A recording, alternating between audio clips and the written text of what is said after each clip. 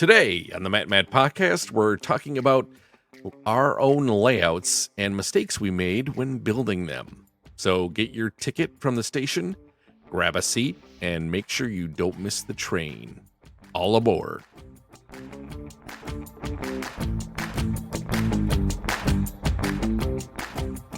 Good evening, everyone, and thanks for tuning into episode 62 of the Matt Scale Trainz podcast. I am one of your hosts, Matt Rochford, and with me, as always, are my co-hosts, Matt Z. Matt, how you doing tonight? Doing pretty good, man. How you doing tonight? I'm doing fine. And of course, our good friend Johnny. Johnny, how's it going? Help, I don't know how to record podcasts anymore. Okay. It's definitely been a while since we recorded a podcast, so it's been a while since I've been on. That's my voice again. You know what I mean? It's been like a year, right? Something like that. Yeah, we've all been really busy with all of our, life's kind of gotten in the way for all of us, and that's the main reason why we haven't recorded in a while. But we're back now, and we'll be back on our normal schedule. You're still in the podcast payroll, I guess so. Really? I don't know. I haven't got the I'm fired notice yet. So how many sick days does this guy get, man? I need to check our policy now. He's really on the verge of being fired again. I swear. I know. We should have Mike Reagan tell me all about it. What a guy. So, like Matt and Johnny said, we kind of took a vacation for May. We all had stuff going on, and it was just impossible to find kind of a time to record. So we considered May to be the Matt official podcast month. I don't know if this will happen again, but that's kind of what we're going with. Matt month. That's what we'll call it. Yeah, I like that idea. There you go. Come on, Matty C, okay. Red Matt.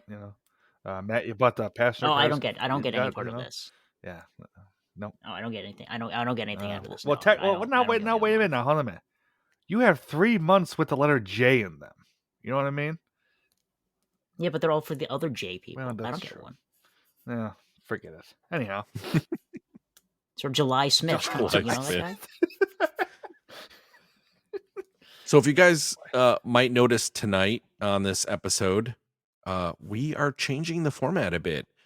You will see a lot of different segments. We're trying to make our podcast a little bit more smoother.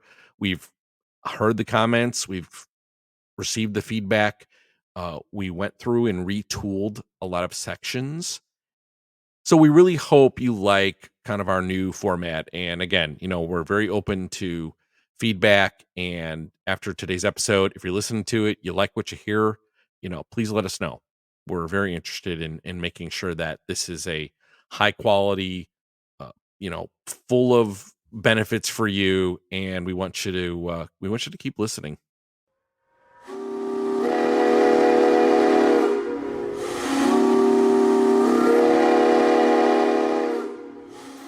Well, it's been a while since I talked to you guys. What you guys been up to? What's been going on in the world of Trainz this week? How about you, Matt Z?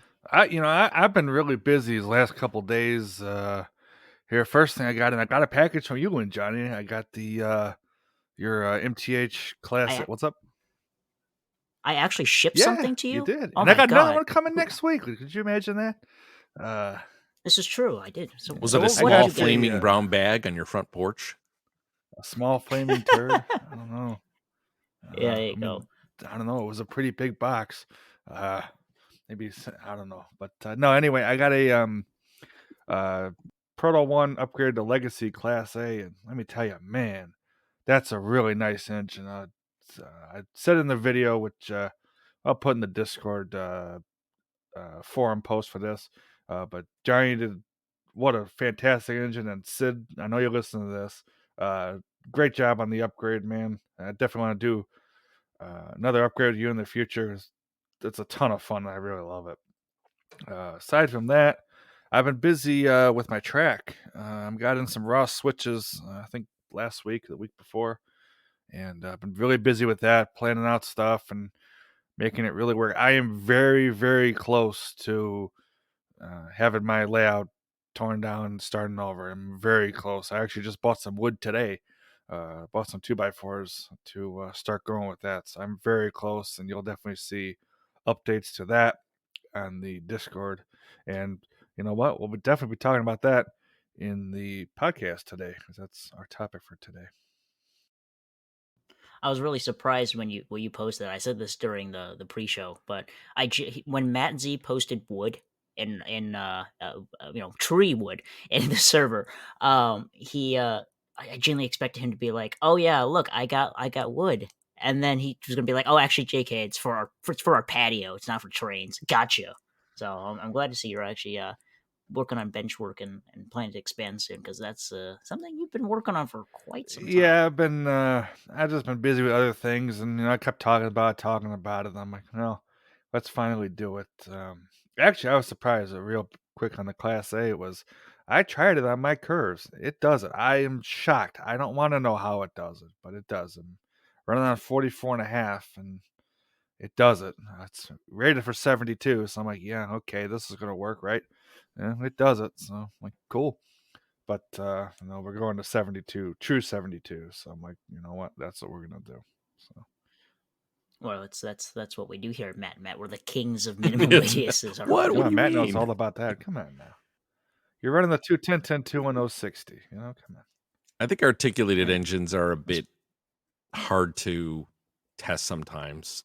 And I mean, like we said before, like, some of these companies just tend to throw 072 on things because it's like, well, it's big, so it must be 072. But when it actually comes down to the reality of putting it on someone's layout, uh, you know, you can get away with a lot of things. And I have actually have something as well. Well, actually, let's just go into it then, Matt. Because speaking of articulated engines, you got one recently, one that you wanted for a while, I right? did. So, as a bona fide Santa Fe guy, that's what I've been told. I did pick up a Santa Fe 2 recently. It's been something that I've been looking for. I did try to acquire one of the new ones that came out in the last few years, but unfortunately, prices on those are quite high. People are way above the MSRP on that, and I couldn't afford anything like that. That was just way out of my price range for spending that much on an engine.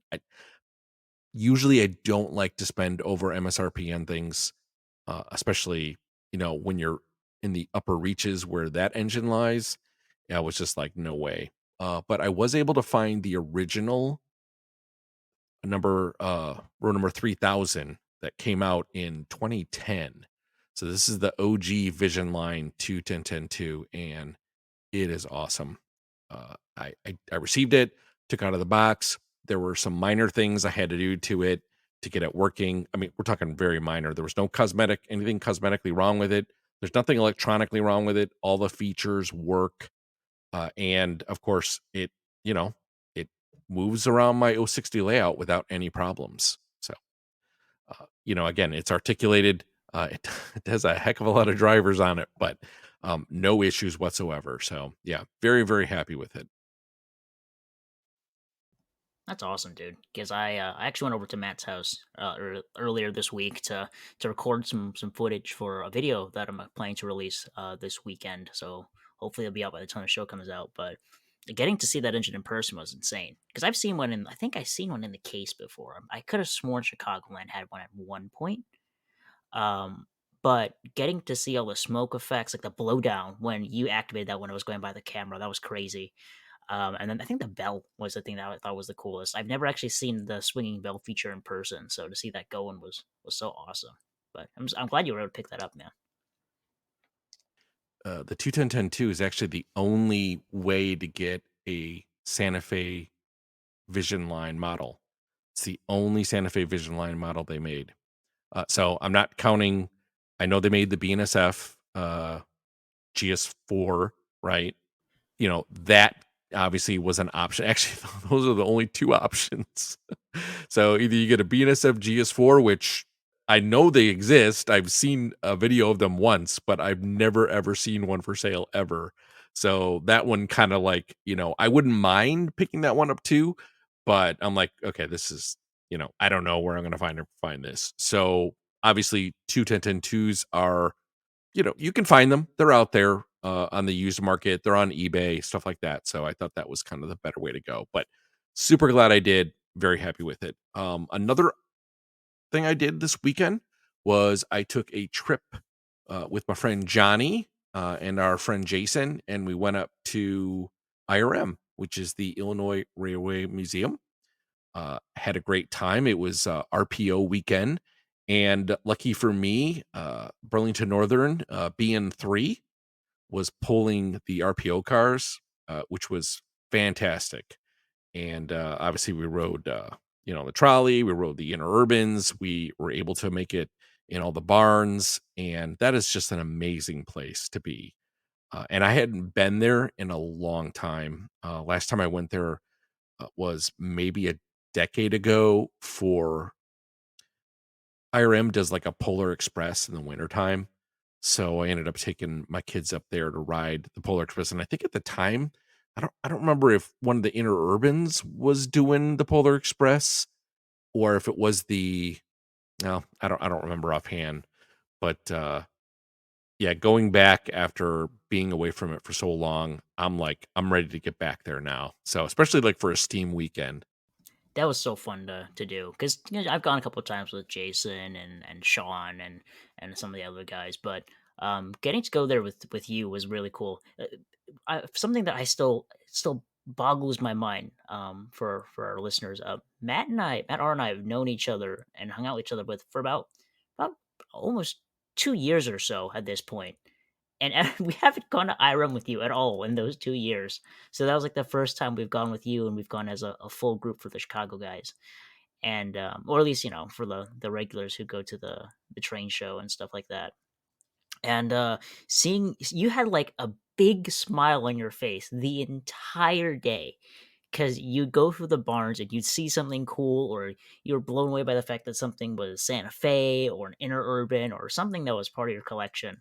And just the fact that not only did they have BN3 running that day, but also the fact they had the interurbans that you have Yep. in third rail going at the same time, and you got to ring the I bell for did. that too, didn't you? I kind of forced my way into that situation. Well, I know Tim, Yeah, so shout out to our buddy Tim as well. He was working this weekend as well at IRM. they had him working the RPO demonstration, which was awesome, and we got to ride the interurban with him and hang out with him. But it was a great weekend. I really enjoyed doing that, being able to hang out with you as well. It's like we said, it's been a while, and that was our first big hangout since I think technically since last month. I know we did a smaller one beforehand, but that was a proper day out. So that was good. That was a lot of fun. But yeah, so kind of piggybacking off what Matt said, like I said, I went to IRM with him. For me, I have acquired some new trains. Since our last show, I have acquired some beautiful MTH Alco PAs that are Proto 2 that are Union Pacific, and they are fantastic. I brought them over to Matt's house to run actually the day I got them, and they're beautiful. Special shout out to our buddy John Retro Mikado, who was a guest formerly on the show, for helping me secure those from his hobby shop because I am over the moon with those. I also acquired a brass Southern Pacific baggage car from Third Rail, a Harriman baggage car, which has now kind of made my Harriman coach train a little bit longer, which means I can use it for commuter service. So awesome on that. I'm doing a lot of scenery. Folks who follow me on the Discord or follow me on Instagram, I've gone full desert with the back corner of my lab from the photo curve, and I've been taking some really great shots on there. And speaking of scenery, I am working on a video right now. I say that all the time, but I am quite literally going to finish it tonight after the recording. It's a video on how I did my rail yard, step-by-step tutorial on everything I did and the triumphs and failures I made on that. So the reason why I went to Matt's house this week is to film some scenes on his layout to help with the video, and also we filmed a fun side gag that I hope people who watch the video will enjoy. I know you and I had fun recording that because it was definitely different from what we normally Yes, do. we did. I'm looking forward to your video, Johnny. But Hey yeah, Johnny, that's Commuter Yo, what's up? train. Commuter train. Yeah, yeah. I also sold a certain train master to a Matt Yeah. Z over there. And I've been trying to pull him down the Southern Pacific rabbit hole. You're doing a good job of it. That's for sure. I'll tell you that. Yeah, You'll get daylight cars eventually, yeah. eventually one day. Daylight or Golden State Eventually. or repaint some gallery cars. Maybe I'll buy a Metro set for stupid cheap and you know grab those. And then you won't be on the No, that's podcast true. anymore. Then I'll really be fired, right, Matt? That's right. Mm-hmm. Instant Yes. termination. But we'll go with that. More to come on that for sure. Oh yeah. But yeah, that's what I've done this week. So with that, with our check-in out of the way, let's get the ball rolling. Looking to expand your collection? Check out Trainz.com. Trainz is your go-to place for new and used model railroad products. They have everything ranging from engines, rolling stock, parts, track, and scenery. If you need it, they probably have it. With new discounts being added daily, you'll be sure to find something you like. Plus, Trainz offers a newsletter which keeps you up to date on new items, discounts, and upcoming promotions. We've been using Trainz for years, and we highly recommend their stellar service. What's really cool is you can also collect points by buying Trainz and using them on future purchases. With their awesome rewards program, you can earn points on every purchase that you can use for future discounts. Dedicated modelers can also join their private car membership to get exclusive access to new listings, earn 5 points per dollar spent, and unlock great benefits like no questions asked returns. Trainz not only sells trains, but also buys them too. If you got a large collection or are interested in downsizing and making some cash, you can head on over to sellmytrains.com. It doesn't get easier than that. You can find them using our affiliate link, www.trainz.com/MMOP, or if you want to use our one-time promo code MMOP, you can get $10 off a single purchase on the Trainz.com website. So check out Trainz.com and start expanding your collection today. Okay, well let's go ahead and get to the main event tonight. So again, like we said in the beginning, we're going to be talking about the layouts that we made and the biggest 3 mistakes that we identified when building them. So, because hindsight is always 2020. So I think we thought this would make a good topic, talking about the top 3 things that, we thought were a big mistakes, and we want to inform you and educate, you folks, the listeners. Maybe these are things that you could look out for when you design your layout, or maybe you're upgrading your layout or something like that. So there's a lot of scenarios here that these can be related to. The way that we're going to do it, the format that we're going to use is we each have top 3 items, but we're going to start at number 3 and work our way up to the number 1 spot, which is technically like the what what did I really mess up when I built my layout? And we're gonna do a kind of round robin. So we're gonna do number 3 first, and we're all gonna talk about our number 3. I'll talk about our number 2, and then end it with number 1. So let's go ahead and get started here at number 3, and I'm gonna call it Matt Z. So for me, my number 3 was something that I'll correct on the next layout. All this, obviously, if you're able to redo it, do it while you can. But my number 3 was my wiring. Uh, my wiring, I originally, when I first started my layout years ago, I had just the Lionel terminal tracks, and I've melted up a couple of those. So I'm like, okay, got to fix that. So then I went to basically bus wiring, but I used terminal blocks instead of doing it like a full bus. That really didn't work out the way I wanted it to, and now I've moved on to true bus wiring with the suitcase connectors. And not to spoil anything, but my track is so far shot that the wiring helped a little, but my track is so shot, it's like, you know what, it just needs to be ripped up. So, but I'll save that for another piece in this episode. But definitely the wiring for sure. Wiring. I think probably the biggest 3 things I could think of on a layout in general are wiring, track, and bench work. If you screw those up, forget it. You know what I mean? But that just that's my number 3 for you. Spoilers, Matt Z. Spoilers. I know, right? I tell you, hey, what can I do? Johnny, how about yourself? I gotta agree with Mad Z on that one. That's actually mine as well. Wiring is something I definitely could have done better. But not so as much just the wiring portion, but prepping your table for wiring. To give more context to that, I got a pretty solid benchwork that my uncle built for me when I was younger. It's very sturdy. I could go up there and do jumping jacks and it'd be 100% fine. But with that, it was there's a lot of thick wooden boards and such like that for supports. What I should have done and should have asked him to help me with back when I was a kid. And of course, you're a kid, you don't know. Drill holes through your boards so you can route wires through them, because it would save a lot of time, keep things a lot more organized, and not have to have wires just kind of loosely hanging from underneath the table. That because if you store boxes or you need to crawl under the table and you got wires drooping down, you know you shove a box under there and you rip out like 3 Woodland Scenics lights that you put in there when you got to buy new ones. Or heaven forbid you got to go trace a wire. Oh gosh, you can't find anything. So I really wish I would have pre-drilled some holes in my table on the bench work to be able to route wires through. I don't mean on the top. I mean like the support braces underneath. That's one of the things I really wish I would have done a little bit better.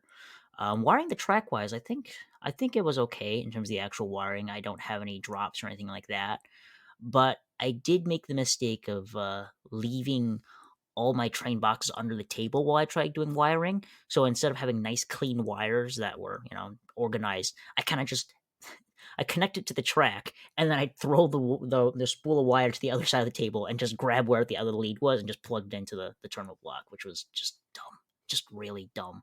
I fixed it in terms of I tidied it up with zip ties and twist ties, but yeah, wiring could have been a lot better. So for me, I really wish I would have drilled some holes in my table, and I really wish I would have kept my wiring neat and tidy. So definitely with you on that one, Madzy. How about you, Matt R? So mine's a bit different, and I think we're going to kind of see that as we go down here. That we're all going to have a little bit different experiences, but mine was not future proofing my layout when I first got it started.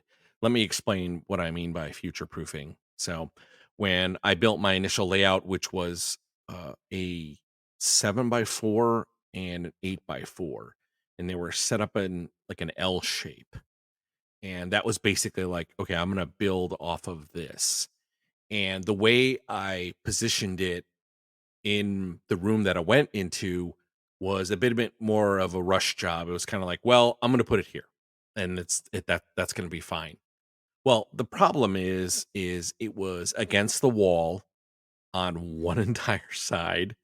We're talking, when you're talking about like a 4 foot reach, whenever engines on the back wall would like derail or something, like, oh my God, it was a nightmare. And, this wasn't the most sturdiest, well built, you know, woodworking job, excuse me, that I could have done. So I was very hesitant to actually get up on the layout and walk over there. So I had to find and make like reaching tools so I could get stuff, or it was even impossible to like go underneath and reach up from the other side. Like, it was not, some of these engines when they go off the track, we're talking like big steam engines, stuff like that, are just impossible unless you're like right there. So that was a huge mistake for me. Like, I didn't think about things like that when I was first setting the template for my layout in its current space. And those are things that you should obviously take in consideration. Now, a lot of people have probably stronger built layouts. They can get on top of it, they can walk around perfectly fine. That probably doesn't affect you. But the way mine was, it definitely had a large effect. And to remedy that, obviously, a couple years ago, I pulled it away from the wall, and there's like a 24-inch space back there. And number one, it's not only easier to get back there and like, do repairs, make track work, you know, fix derail in situations, but people can go back there and you can get a different perspective on the layout as well, like from a visual standpoint. And I was able to put up a backdrop back there as well. Like, there's no way I would be able to do that if my layout was positioned against the wall. So be mindful of where your layout's at in your room and make sure you can get to the things that you need to get to if something happens on the layout. I'm with you on that one, Matt. I got to experience that for a very short period of time on my own layout. Mine's actually a walk around layout, as some folks have seen on Instagram and on Discord. Mine's just a table where you can fully walk around it. But a short period of time, I had put my backdrop directly against the back of my layout, which for photographs it was great. I loved it, but for sake of in terms of like using the layout and trying to access parts of it, it was a nightmare. I did not like that one bit. And there are times where there was a derailment, and like I said, my layout might be strong enough where I can hop on top of it and it'd be fine, but it is still a pain to climb on top of, because you're trying to not step on scenery, not kick over trains, and it's just a nightmare. So definitely, if you can avoid it or have like an access hatch, definitely something I would recommend. I remember going to your lab when you still had it pressed against the wall, and you were struggling at times when you're trying to grab stuff. And I feel with the tools too, man. The reaching tools. I taped 2 rulers together and put a chalkboard eraser at the end so I could clean my track. My The God, things we wow. do. Yeah. It's like I don't want to hop on the ladder to clean the track. I'll just tape a bunch of sticks together and swipe at it till it Exactly. fixes the problem. Hey, that's one way to do it, Hey, it's not There you stupid go. if it works, you know. Just Exactly. It's just putting it out inventive. there. So if any guys listening, if you got some crazy things that you do, you know, if it works, it ain't dumb. Exactly. But yeah, definitely agree with you on that there, Matt. Yeah, really good Yeah, point. I'll talk about this a little later, but I am about to transition from being able to access the back of my layout to having hatches, and I'm not sure how it's going to go, but we'll find out, and I'll talk more about that later on. But I think we'll see. hatches are fine too. I mean, as long as you have some way to gain access to each, little square foot of your layout, that's perfectly fine. But in my situation, I literally roadblocked myself from certain areas of the layout because I couldn't get there for technical issues and I couldn't get there from a creative standpoint either. And it just moving it out against the wall was one of the like top 3 things that I ever did in my layout. So, and I wish I would have done it sooner. I definitely will feel you on the Yeah, I can talk. Wish I did it sooner part. We'll talk about that later on too. Actually, honestly, this whole episode is basically I wish I did it sooner.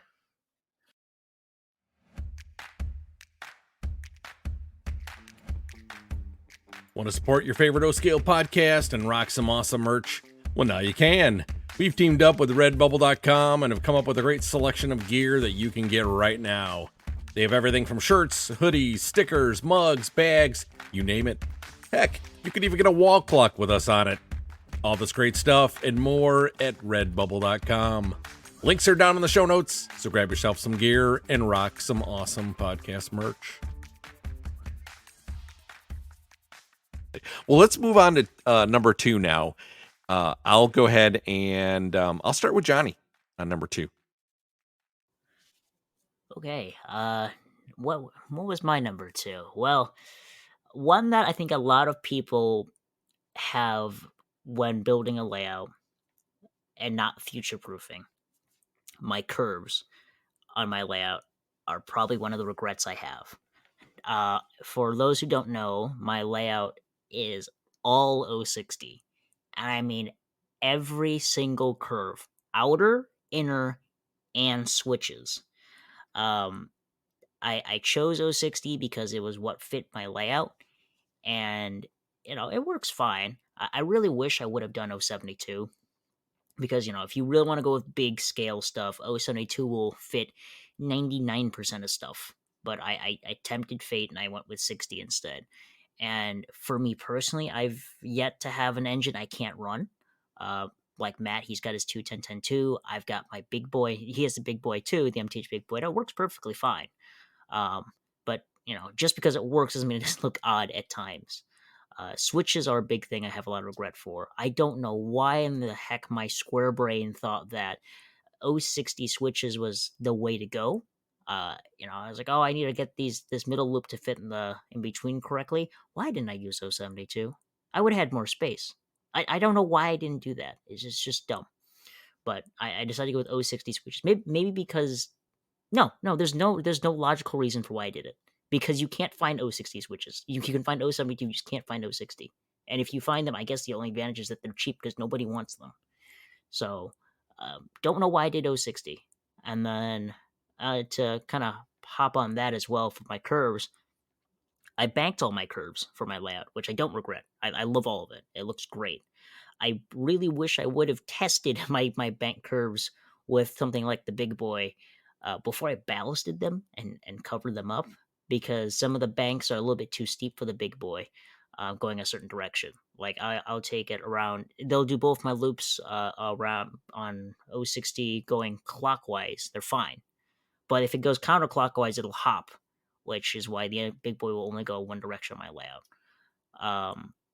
I really wish I would have tested that so I could adjust the cork and the banking properly, but I'm impatient. I don't like my layout to not be scenic, so I was like, I'll cover it with scenery and take nice photos and worry about it later. Big mistake. I really should have. I really should have paid attention to that. But yeah, curves and curve radiuses are one of my bigger regrets for me in terms of number 2. So I'll throw it over to the table here if anybody has any I'll comments. actually just piggyback on yours because actually mine is exactly the same. my number 2. I have a little bit of a different outlook on mine, or I mean a different perspective. I should have maximized the space when I had the chance. My original layout was 2 loops with an 036 and an 048. And at the time, I didn't really, I was very much into semi-scale. I had nothing but semi-scale unless it was like diesel engines, obviously. But I think the mistake I made was if I had the room, why didn't I just install the most maximum curve rating that I could get away with? At the time, my board was smaller, so I don't think I could have attached 060. But right now, like I said before, my board is a 4x7 and then a 4x8 kind of set up on an L. But I've actually like modular made my own modular system. So I've kind of bracketed and attached boards to extend it. Both the far side where now it's kind of like a yard, but also on the front side as well. And now I'm able to actually install 060. And honestly, this idea came from Johnny, from going to Johnny's layout, because our kind of layout sizes were roughly the same. And I kept looking at his and going, wait a minute, like how are you doing this? Like, do all I need to do is just put like a 1-foot extension out and I can do this? And guess what? That's all I needed to do. So it was just one of those things where I probably should have took the time to do some measurement and just went for the largest radius that I could get away with. And I think that's a good lessons learned thing. When you're building your layout, if you're like, well, I'm going to do 048, don't. Use the next size possible. Again, going back to my number 3, future proof yourself a bit, and you'll have less work to do in the future. Honestly, and putting 060 on my layout was probably the number one thing that I ever did to enhance my layout. It was like Johnny said, like you can run pretty much anything out there, minus a few special cases that just will not work on 060. But I would say like 99% of the stuff out there will work on 060. So, yep. I'm just kind of like, again, Johnny, you and I kind of had the same number 2, but from a different kind of perspective, so to speak. Oh yeah, for sure. And it's like, there's so many people I've talked to on our Discord and in person where you start off with a small layout because that's what you're into. That's fine. If you like the smaller curves or you are have a space restraint, then that's understandable. But if you do have the opportunity to go bigger, definitely recommend it. Like I know Matt and Z can recall a time where I was seeing in the Discord call and I was like, oh, I never want a big boy. Articulators don't interest me. And I said those exact words. And then I'm sitting here with a big boy and a cat forward right now. Like you'll you're restraining yourself what you can buy as well. And there are some advantages to that. You save money, so you don't have to buy big trains, but your trains will also look better on the bigger curves too. Uh, it's something that if you have the opportunity to go big, go big or go home.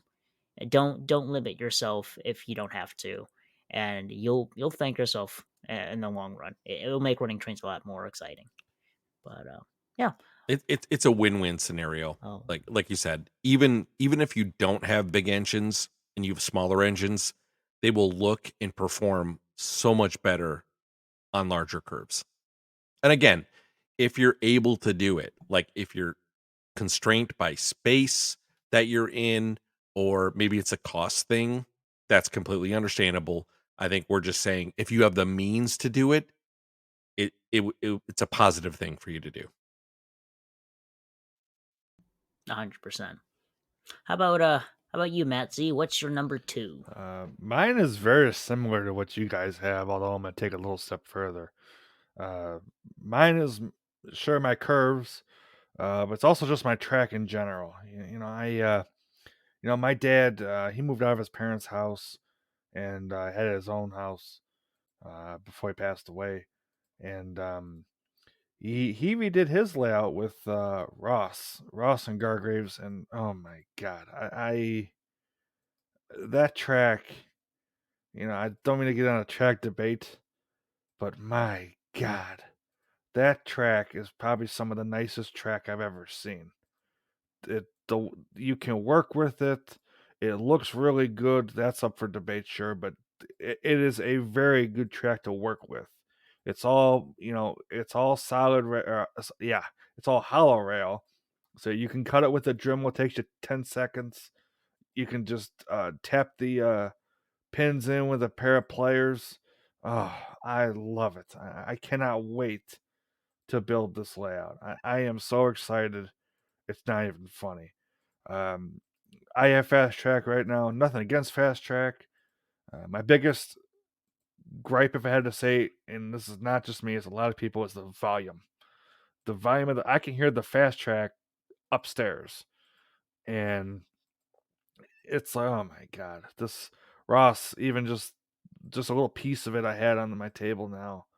I'm like, my god, this is so good. I got some ballast from our buddy Sean on the Discord, uh, or ballast roadbed, sorry, and oh man, even that too. It's gonna be so nice running trains. I cannot wait. I am so excited to start doing that. Like I said, right now I'm on 44 and a half.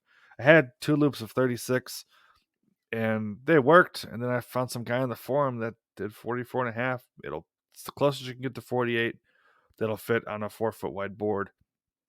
So I tried that and it's worked out great. I've got a lot of big steam engines, big-ish steam engines that I never would have thought I got. I got an S3, a bunch of other Northerns. I got a Class A, which somehow runs. I don't know.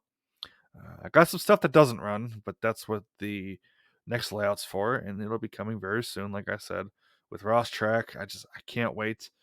Um, the switches I had, this is my other mistake. And like Johnny, I went through 036 switches, which if you want another no to do, don't do that.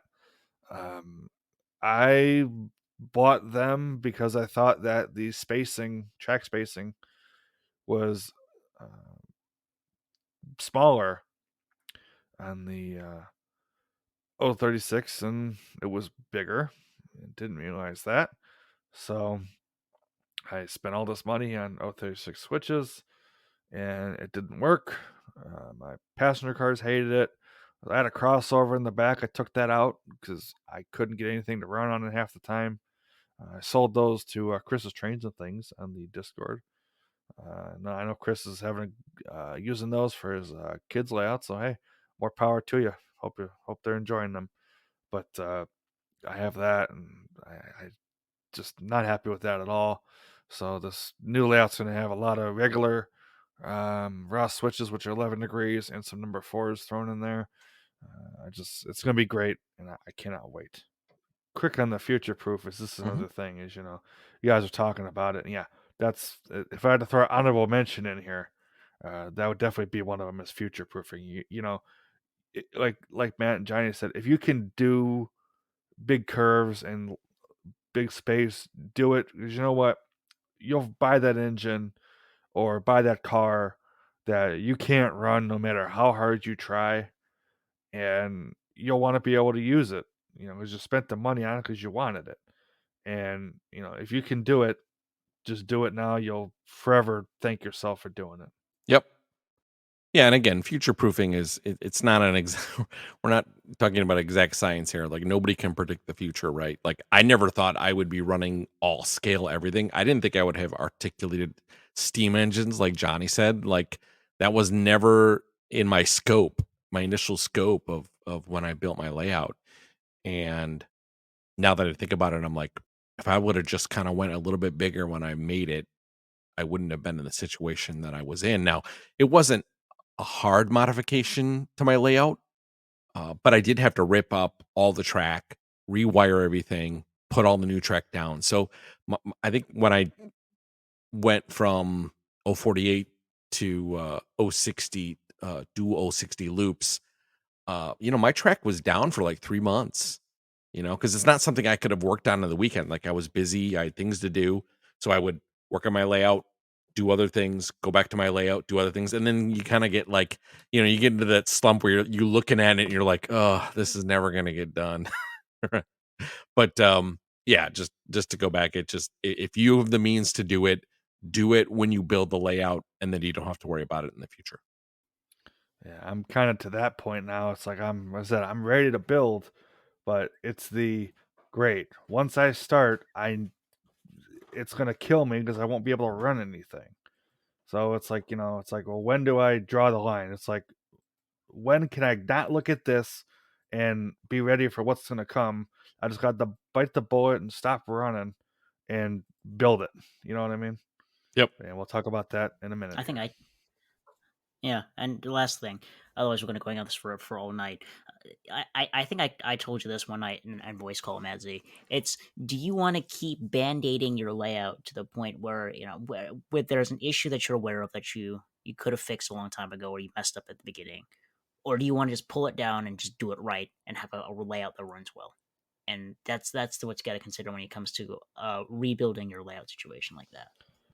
So no, Johnny, I completely agree. That was, really my thinking and really kind of got me going to think, you know what? Why am I gonna bother working with what I have and just start over again, completely tear it down? I have an expansion. It's back there. It's been sitting there idle now for a year and a half. Cause I'm like, you know what? Like you said, it's just gonna sit. It's not gonna be what I want. It's gonna have the same problems that mine does now. So I'm like, you know what? Let's do it right. And more to come on that.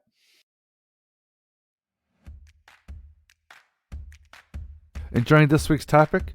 You can join in on the conversation too on our community Discord server. We have a lot of different discussion channels, ranging from showing off your collection, discussing the latest and greatest in the industry, a buy and sell forum, and even a voice channel you can hop on call and talk Trainz with us late into the night. We're a little over 300 strong and we'll love to have you join us too. Check out the invite link to our community Discord down in the show notes.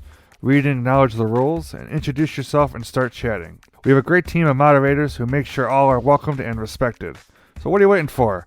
Come on down and join us in on the fun, and let's talk some Trainz. Thanks for being patient with our quick little message there. Let's actually go ahead and start with our number ones. And since I did not go first yet for number one, I will go ahead and go first. And mine, it was kind of already brought up a bit, but mine is the number one for me without a doubt, and that is power on your layout and wiring the drops and the feeds correctly. So I'm not talking power when we're talking about like picking out a transformer and stuff like that. That is very important, but I didn't have an issue there. But that is something to consider, obviously. And if you want to know more about transformers, you can go back to one of our early episodes. We actually did an entire episode about powering your layout. So go check that out. Anyway, so my number one was about installing the correct feeds and drops to your track. And please, for the love of everything, put feeds into all of your individual spurs and sightings, or you'll have problems.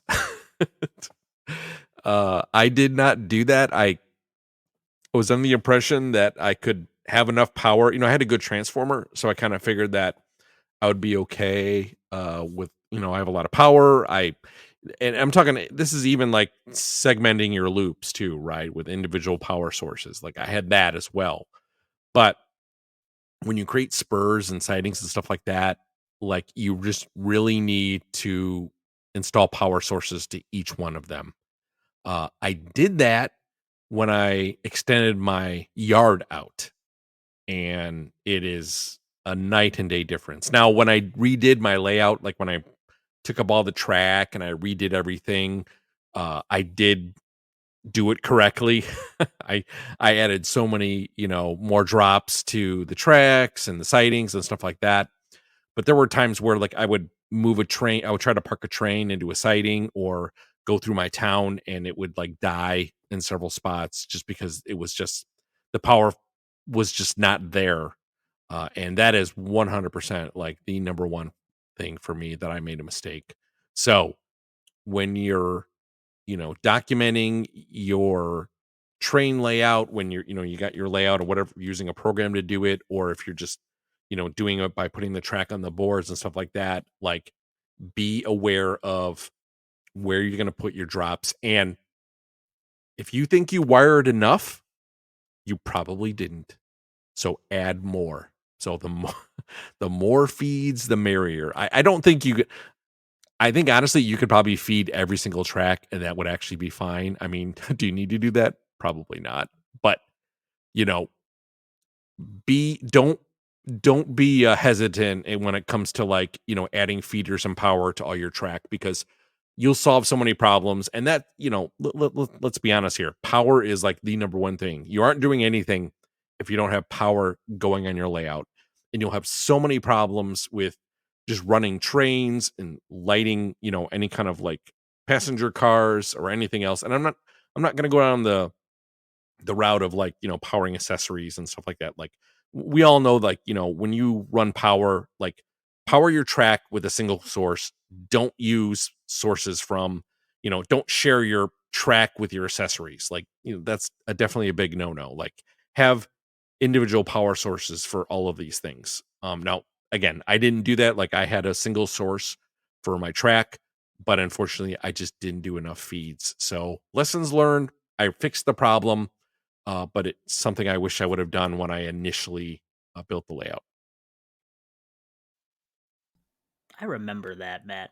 When I went to your house for the first time to run trains, uh, you had your 060T, and it was on the main line, and we wanted to run something else, and you're like, "Oh, we'll park it." I was like, "Oh, I'll park it in the siding," and I think we backed the train in, and it probably got maybe like a section and a half past the switch, Yep. and then dead. Is she like, yeah, it's not enough power back there. I don't think the engine can get all the way to the salt factory you had on the way at the time. But yeah, I get you there. Power drops are really important. I remember when I did my layout, I had this is when I was very young, like still in school, like middle school young. I had like one terminal track, the one right in front of my control panel, for my entire layout. That was a power drop. The engine came to a Oh man. crawl on the other side. And it's like, oh, I'll add another one. I added one right next to it. Like that's not gonna do anything. It's legitimate the track right next to the terminal track. I added a second one. It did nothing. I don't know why I thought that was gonna work, But yeah, definitely Yep. want to add a lot of drops. Yeah, I've noticed that when you're testing, and this is something I'm gonna do now that I have, big things to test with. I've got, passenger trains that draw a lot of amps. I have the one of the Proto One centipedes.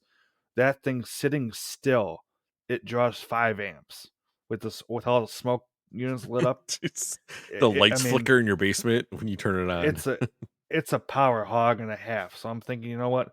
If I'm gonna have a problem, that one's gonna tell me. That and pull more motors or engines with no speed control.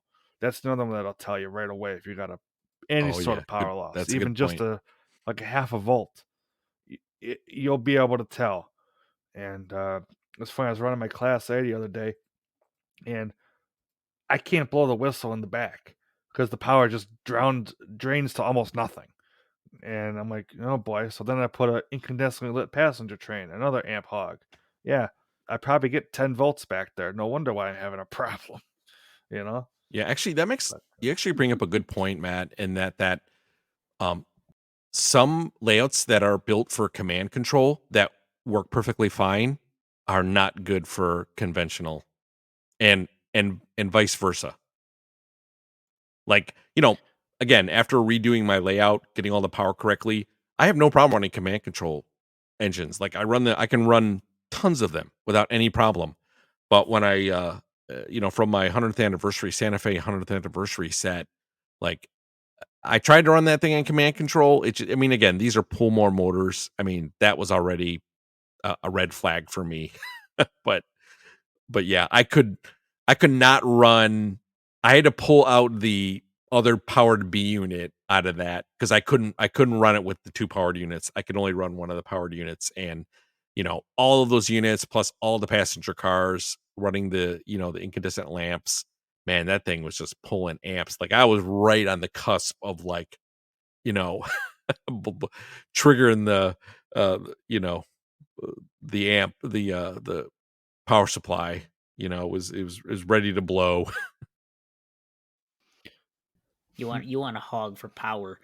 That one that woke me up to like, maybe I need more drops before I learn how to wire things properly.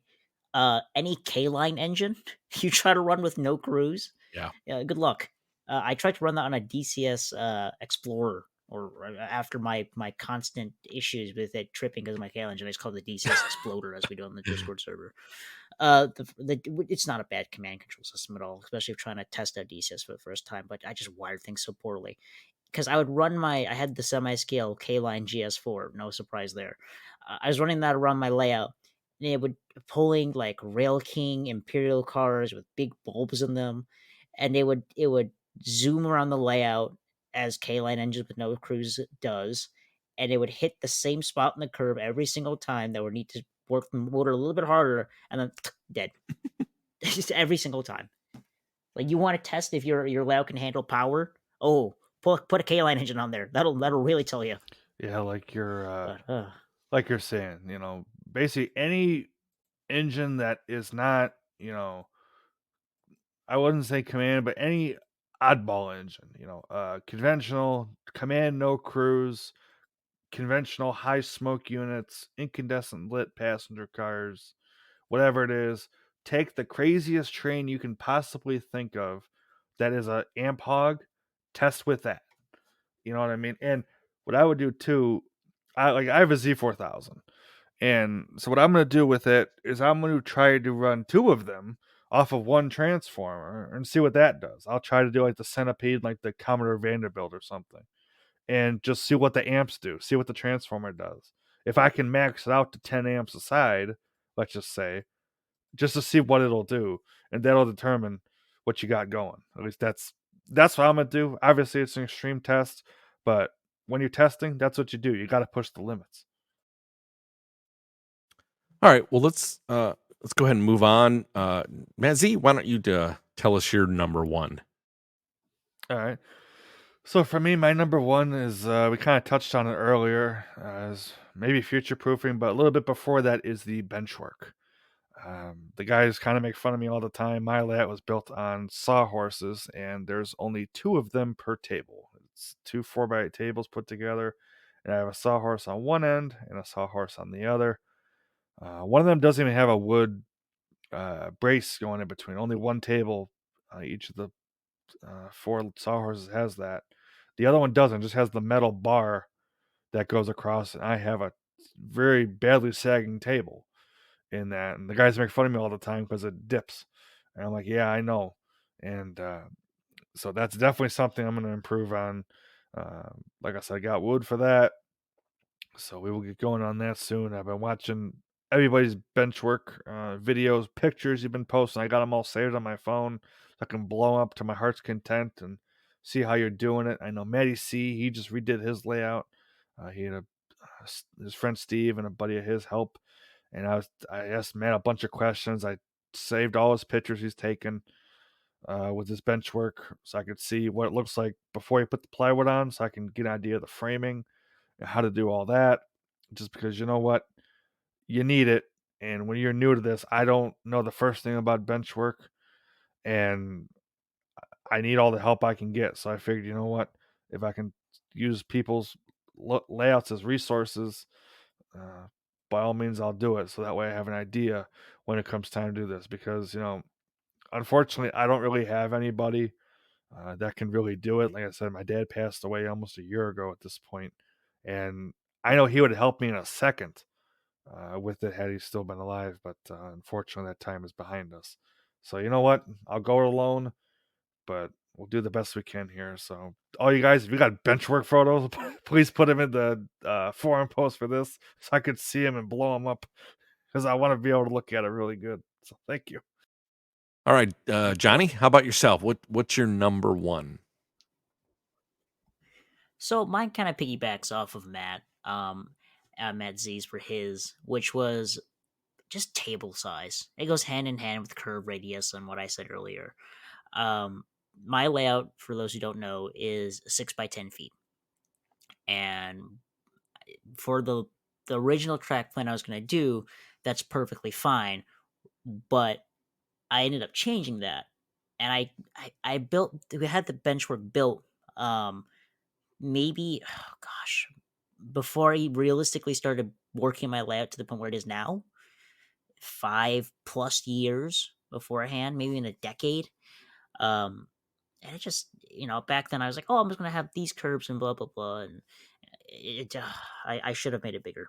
When I finally actually started buying large radius curves, I wanted to put 072 like I had mentioned before, but 6 feet is too small for 072. It's just a little, like I think half a foot too small. So if I would have made my table 7 feet, I could have had 072 and not have to worry about testing if an articulated can do a minimum curve of 060 or not. I really wish I would have kept that in consideration, and or even just like making the table bigger in terms of maximizing the space I have. I really don't have a space restraint. The basement, for the most part, is my domain to do what I wish, but it's also my folks' place too. If I really wanted to maximize on space, I really could do a whole around the basement, layout empire. But because of my table size, I've got small loops, and I can only run so many cars on a passenger train. I can't go do humongous unit trains like other folks do. So table size is definitely one I really wish I would have done a little bit more research into. Not saying that a small layout isn't, you can't do a lot with the small layout, because I definitely have pushed it to the limits of what I can do. But there is that part of you that always wants to make it a little bit bigger, and I really wish I would have, extended it maybe like another couple feet in each direction, and gotten the chance to have some bigger curves, or have a yard that had a little bit more space, because I have a switchback design on mine, which only allows either a very small steam engine or a diesel in my inner siding for my yard. Like I said, future proofing, and just really planning for what you want. Because if I had that, God, I would have the empire of my dreams. But hey, I'm still pretty happy with my layout as it is. So yeah, It's table size. definitely something I'm even looking at today. As a matter of fact, when I got the wood home, I have 6 and it's about a half ish, and 72 will fit. It's a squeeze, and I'm learning that. I'm like, you know what? I threw it on the floor. I'm like, you know what? An extra foot and a half is not that much more room. I might just end up doing the 8 feet, so that way I can have space on each side for the curve to breathe and allow it to fit really well. So I might even end up doing that because I'm like, you know what? I have the room, I can use it. So why not just do it right and, not have to band-aid it like we talked about earlier. At least that's my my way of thinking now. Hmm. And put it this way, it's nicer to have a little bit of extra room between the edge of your track and the edge of the table. One, if you like doing scenery like me, gives you some opportunity, some more scenery shots and stuff like that. And two, like here's one thing for the reason why my curves are banked isn't just a decision for aesthetics. It's a decision for necessity. The fascia board on the farthest right side of my table, we put a bunch of caulking on the edge of the fascia board. Well, when we did that, we put a little bit too much on one side, and no matter how much sanding I do to it, the fast track roadbed will never sit flush on the table. It always dip to one side. And unfortunately, the way it dipped to one side is the track would lean outwards toward the edge of the table. And I did not like seeing my northerns rock when they were on that side because they were so close to the edge. So I banked all my curves inwards. So if heaven forbid they tip over, they tip inwards so they don't fall off the side. So if you can add like an extra inch or something on the edge of your table, or even like a fascia board too, that helps a lot as well. Just something to keep, as a fail safe. That's something that I definitely would recommend if you have the opportunity to. Just give yourself a little bit of wiggle room so you don't have to worry about your engines quite literally skirting the edge of your table. Yeah, my track's on the edge right now, and it worries me every time I run something. I'm like, oh god, you know. I was running this class A. It took a couple. I had to hold my breath a couple times. So I'm like, oh, okay, you know, it's doing it. Just send it and Yeah, pray right. Uh later. huh. Okay, Zach.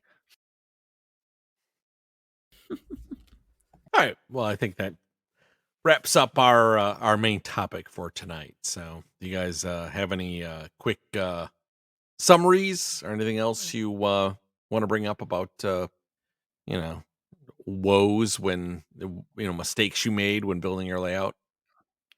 I think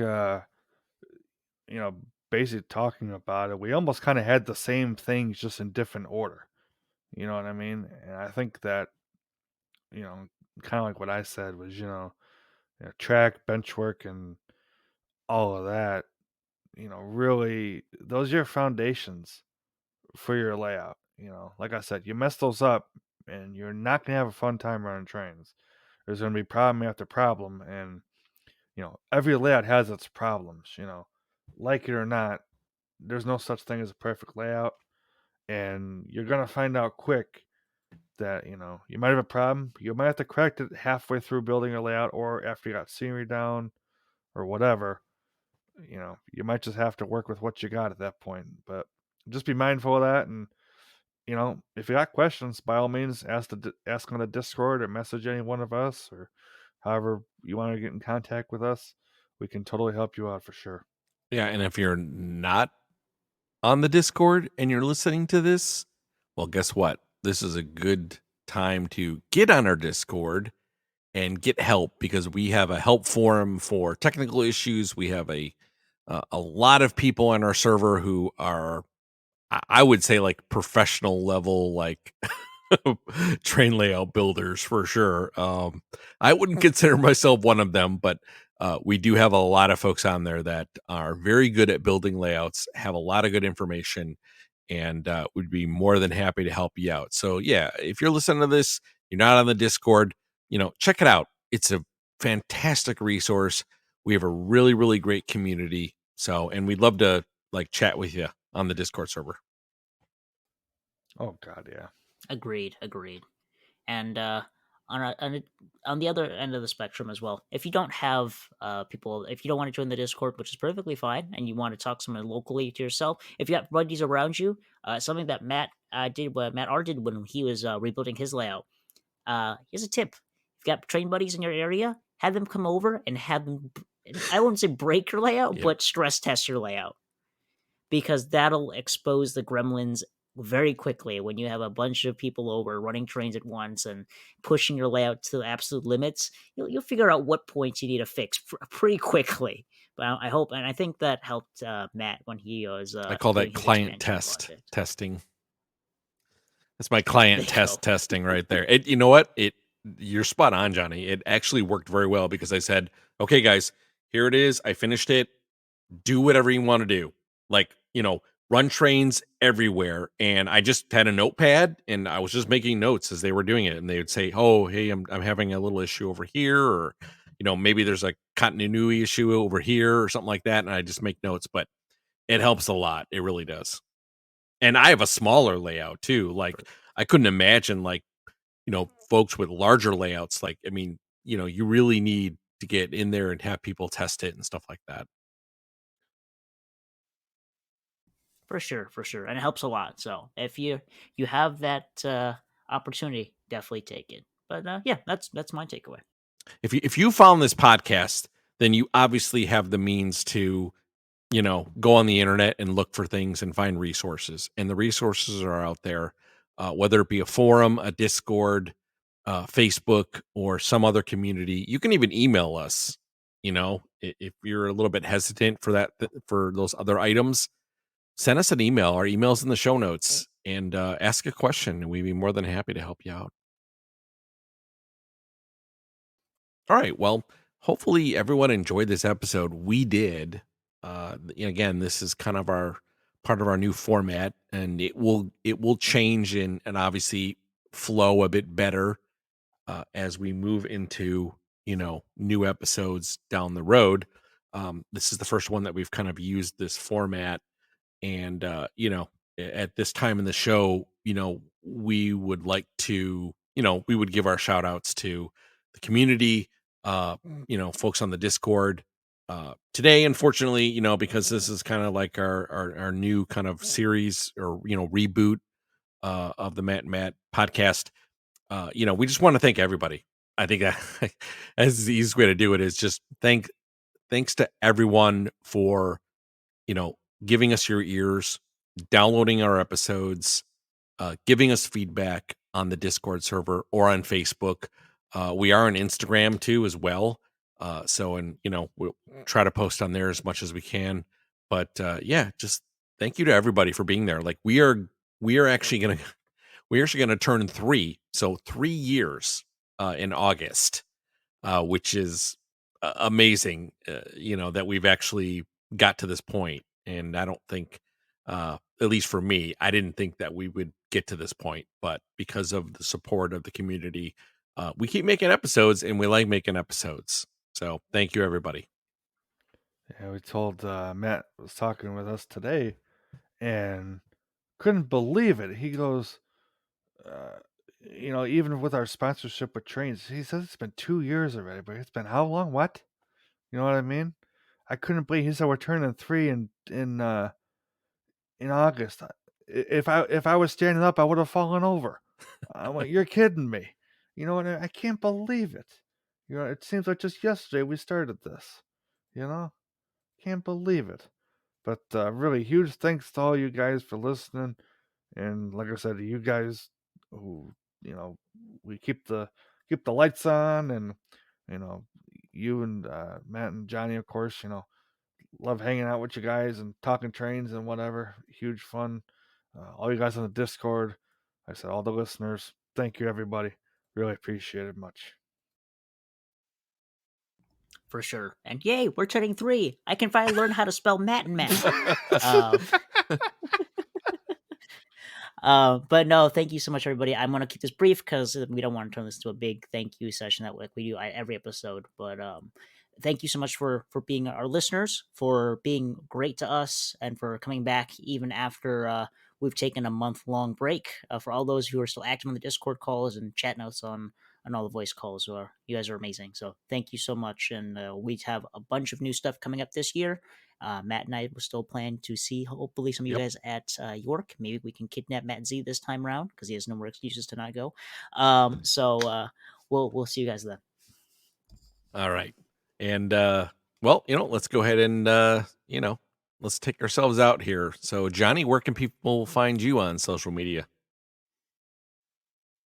You can find me on YouTube at Audamus. That's Audamus. Like I said, I am finishing up the video of me working on my yard scenery. So if you want to see what I've been up to and how much I screwed up the process of doing that, hit subscribe on my YouTube channel and hit the bell for notifications. You can also find me on Instagram and on Facebook at Audamus_Trainz, where I post a bunch of photos of my lab progress, a lot more active on there than I am on YouTube. And last but not least, you can find me on the Matt O-Scale Podcast Discord server. I'm always chatting on there, and I'm also in the voice calls making a fool of myself. So come on down. It's lots of fun. Matt Z, how about yourself, sir? You know, Johnny, what's funny? I was looking for your Class A video when I did mine, and I'm like, I had to remember how to spell your name, but it kept replaying in my head how you do the social media plug for the podcast. I'm like, oh, that's how you spell it. Okay. So, but It's because I messed up my name one time, and I make sure I pull up my name on the screen every time I do it because I couldn't spell my own The name in teleprompter, one right? episode. Exactly. you can find me on YouTube under Matt-TrainLover9943. Facebook under the same name. I haven't been posting on Facebook in a while. I need to get back on that. I think once I expand, that'll be my restart into Facebook, I think. But you can find me on Instagram as Mats.hobbies. And like Johnny said, on the Discord server, of course, always having a good old time there. You know, talking, chatting away, buying, selling, all that sort of deal. But like Johnny said, come on down. Always a fun time. And you can find me on YouTube at WC Model Railroad. I'm on Facebook as WC Model Railroad. And yes, on Instagram, WC Model Railroad. Pretty easy to find me, pretty easy to remember. So again, thanks everybody for your ears, for listening to the podcast. And we will talk to you later. Take care, everyone. Have a good night, everyone. Take good care now.